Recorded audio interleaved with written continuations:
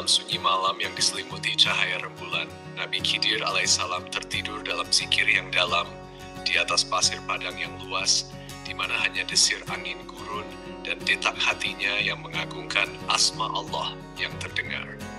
Malam itu bukan malam biasa, sebab dalam tidurnya beliau mendapatkan mimpi yang amat jelas dan bercahaya, perintah dari Allah Ta'ala untuk melakukan sebuah perjalanan menuju arah barat.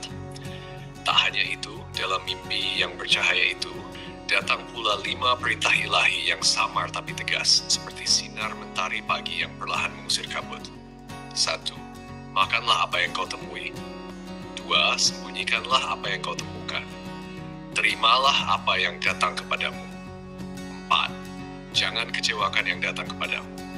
5. Larilah dari apa yang kau temui. Saat fajar menyingsing dan dunia kembali menyambut cahaya kehidupan, Nabi Khidir pun bangkit. Tanpa bertanya-tanya, tanpa menunda-nunda, beliau bersiap melaksanakan perintah ilahi itu.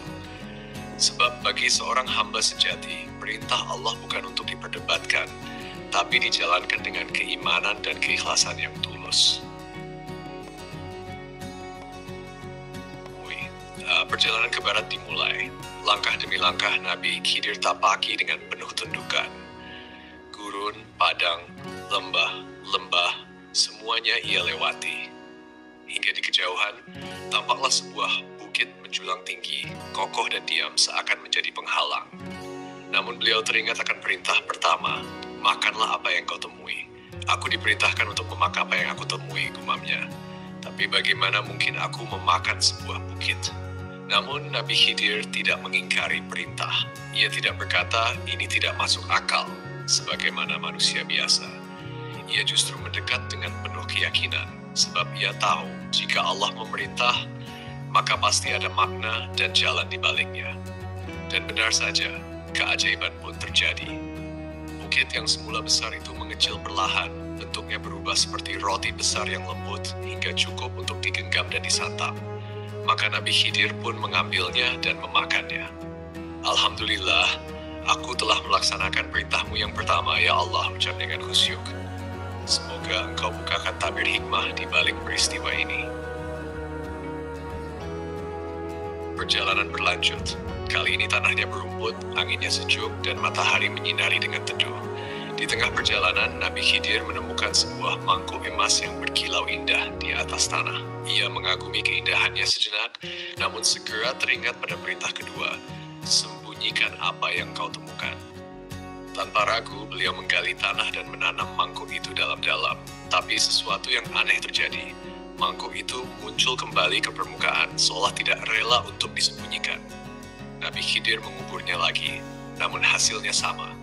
Ia keluar lagi seakan hendak berkata, kebaikan tak bisa dikubur. Melihat hal itu, Nabi Khidir hanya mengangguk. Engkau adalah sesuatu yang mengandung hikmah yang belum aku pahami sepenuhnya, gumamnya. Maka ia pun meninggalkan mangkuk itu dan melanjutkan perjalanannya. Perintah ketiga dan keempat. Terimalah dan jangan kecewakan. Di tengah lembah yang tenang, seekor burung kecil terbang-terbang panik ke arahnya. Sayapnya gemetar. Ia terlihat ketakutan sebab di belakangnya melesat seekor elang lapar. Mata elang itu tajam, suaranya serak oleh lapar yang menahun. Burung kecil itu hinggap di lengan Nabi Khidir, seolah memohon perlindungan. Ia teringat perintah ketiga. Terimalah apa yang datang padamu. Maka ia pun menyambut burung itu dengan lembut dan menyimpannya di balik jubahnya. Tak lama kemudian, datanglah elang dengan suara parau. Wahai manusia bijak, apakah kau melihat seekor burung kecil lewat di sini? Aku kelaparan dan mencarinya untuk bertahan hidup. Nabi Khidir terdiam. Ia teringat pula perintah keempat, jangan kecewakan yang datang kepadamu.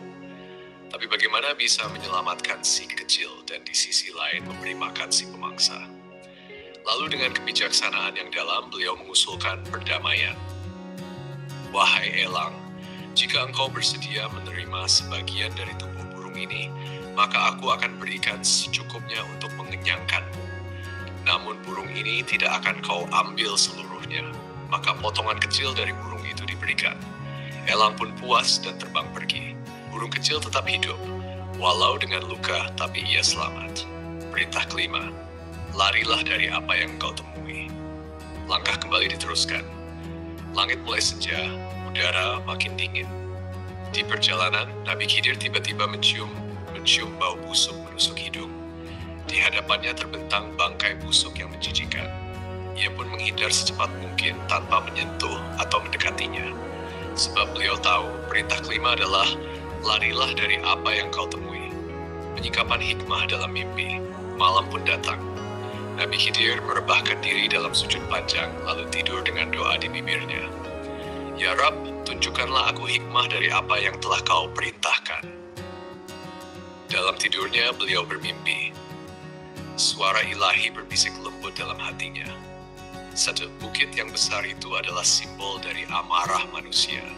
Di awal ia besar, tapi bila didekati dengan sabar, ia mengecil dan bisa ditelan.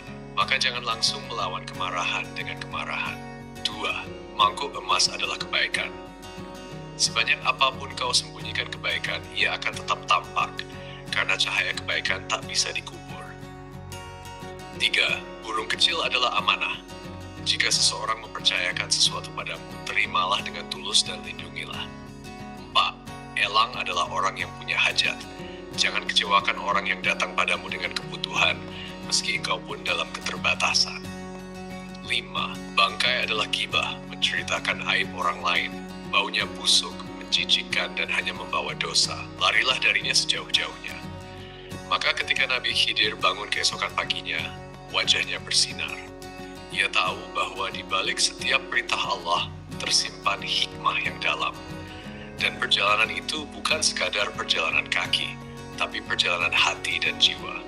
Semoga kisah ini menjadi cahaya bagi kita semua, bahwa perintah Allah walaupun tak selalu langsung dimengerti, selalu mengandung pelajaran yang luar biasa bagi jiwa